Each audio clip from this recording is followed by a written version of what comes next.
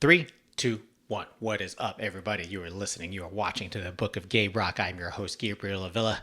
Hope everybody's enjoying their Memorial Day weekend. It is currently Memorial Day here in sunny Florida. It is sunny today in the morning and had a long weekend. Actually, just want to give a big shout out to our daughter, Lana Marie, for graduating from NAU, and also to Benjamin's girlfriend, Katie, for graduating from Rockledge High.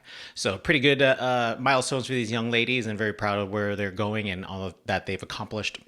And Gina and Lana and the rest of the ladies, they're actually on their way to, they just landed in London. They're in London right now, and then they're going to be in Italy very soon for a post-graduation trip. And so should be really dope. I did ask, Gina was asking, she's like, so do you want me to pick up anything? I was like, let me go look this up. And then I was like, I don't really need anything, but there is some pretty dope. I found like this really cool pen place in Florence, and then maybe some cufflinks from the tailor where the Pope goes to in, I think it's like Gambrelli. I forget what it's called. Whatever. It's in Rome.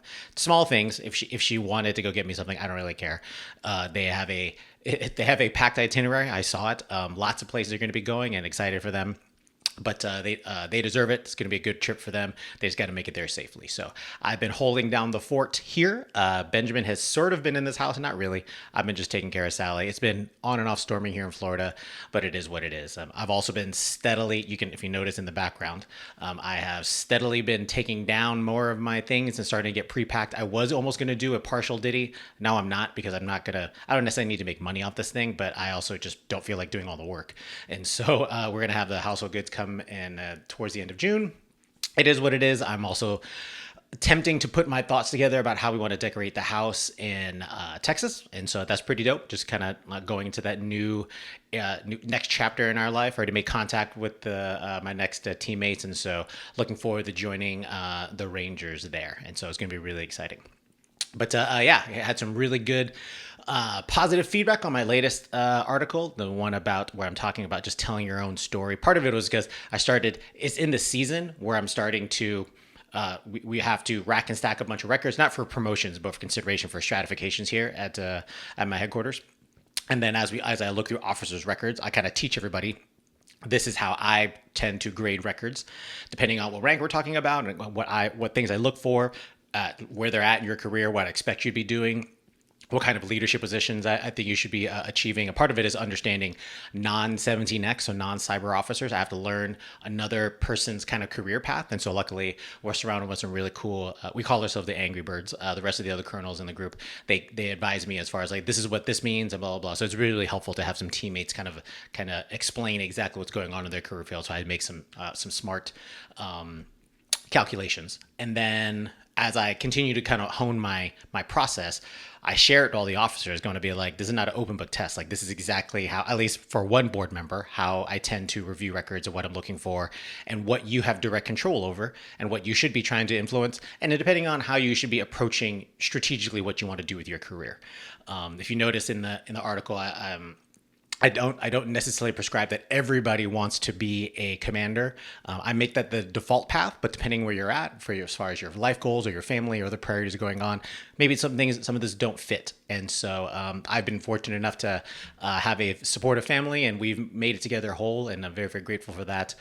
How many of our PCSs and all that kind of jazz. And we've figured it out how to make it raise two really, really strong and smart. I won't tell them to Ben's face. Very, very smart young men and women. So it's really cool just kind of figuring out that, yes, I call my career fairly successful, and I want to be able to pay it forward and make sure I kind of share my perspective on that. So as what the part of the point of the article, I actually was having a conversation with the captain because he was actually trying to figure out how he has goals to be a commander or a DO, and I advised him, well, these are the kind of things we're looking for. You got to make sure there should be consistency in the story. He never heard that. He was like, I've never heard this before. Yeah, I know. That's why I'm telling you right now, Captain. This is what mentoring is called. And so that idea of just, this is how you want to sit down with your supervisor, articulate what you want to do, what kind of positions, do you even think you have what it takes to become a leader? And then if you have a good supervisor, they're going to push you and challenge you to make sure you earn those recommendations or earn those stratifications, because they don't just show up.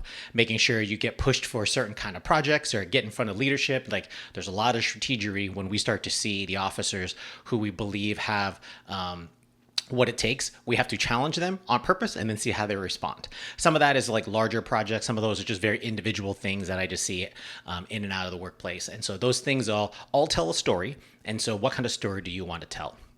I'm contemplating whether or not I want to take all of my push lines and stratifications and kind of show exactly how I have my career has progressed. And so I think it might be interesting because we always talk like notionally or theoretically what should be written, and even in the article, I don't give you a specific hard evidence of what it should be, but maybe I'll go and put all mine there so you can kind of see what it looks like. You can see the ebb and flow, and there's definitely an ebb and flow to my career as far as, and I can probably explain all of those pieces as well. But definitely there is a story to be told. Even going to my next job, my next boss, a general officer was like, "Oh, your reputation precedes yourself, Gabe." I was like, okay. Okay, I'm not sure. Hopefully that's a good reputation. Whatever, it is what it is. I'm hoping that just my work is going to overcome that, and how I lead the team will be more what I'm measured as I do in the spot now versus whatever their perceptions could be. But I tend to get everybody a clean slate when I tend to work with them, regardless of who they used to work with before, because maybe the circumstances are different for them. But for me, it's like I want to be a positive, good teammate. And going in as the new 16th Air Force A6, I'm looking forward to that challenge and looking forward to joining the Rangers and leading the team. So yeah, so telling your story is important. I'm also, so preview into next week's article. So right before Memorial Day weekend, I served as an advisor to the first term officers course on base. And so they didn't have that when I was growing up, which is pretty cool. It's like a 3-day course. I think the CGOA organized it, where they just get a bunch of briefers from around the base, kind of help brand new officers, whether or not they're prior E or coming from OTS or the trade school in Colorado, just getting an understanding of what it means to be an officer and just easing them into the careers and things that they should be thinking about. I was on day 3 of 3. I definitely gave a bunch of advice that they probably didn't hear at all. And I think some of it was like, it was kind of jarring to them, probably how like honest and raw I was talking about. And so some of the things I'm going to put in my next article, but I also realized they don't really care what I say. I think I'm so far away as a colonel. When we had lieutenant colonels and captains, they were way more into talking to them, as they should. They're way closer to them in like either age and or experience. And so I get it from a handsome old colonel like me. Maybe the words just don't hit. I imagine it's like when I'm talking to my kids, eventually they just stop listening to me and they tune out. I can tell. I can look in their eyes and see where they checked out. That definitely happened in that small room of LTs, but it is what it is. Hopefully some of the nuggets actually, knowledge nuggets actually stuck, but I'll be sharing some of my unique perspectives in this upcoming article. Looking forward to share again.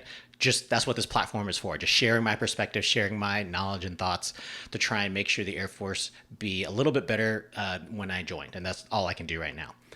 But yeah, looking forward to that, and then looking forward to closing out the end of this week. I got to go back and start cleaning more of the house and or just organizing it to make sure I don't look like a slob in this house, but enjoying the long weekend, hopefully all of you, and make sure you remember what today's about. Memorial Day is not just a random day. This is for the men and women who paid the ultimate sacrifice. So making sure you keep those families in your hearts and minds as we get to enjoy the freedoms that we have here in America. Cool. So, team, thanks again for tuning in. If you new to the channel, go to thebookofgaberock.com. You can find all of my podcasts and my blogs and everything like that. There's a lot of good resources there. You can also find the book that I wrote, No Pressure, But Don't Mess This Up. It's about Squatch Command. I also got a YouTube channel. You can subscribe and all that kind of jazz, depending on how you like to listen to a podcast. YouTube, doesn't matter. I just kind of publish the content and get it out there. So, team, thanks again for listening in this week, and I'll talk to you next week. Peace. Gestapo stop.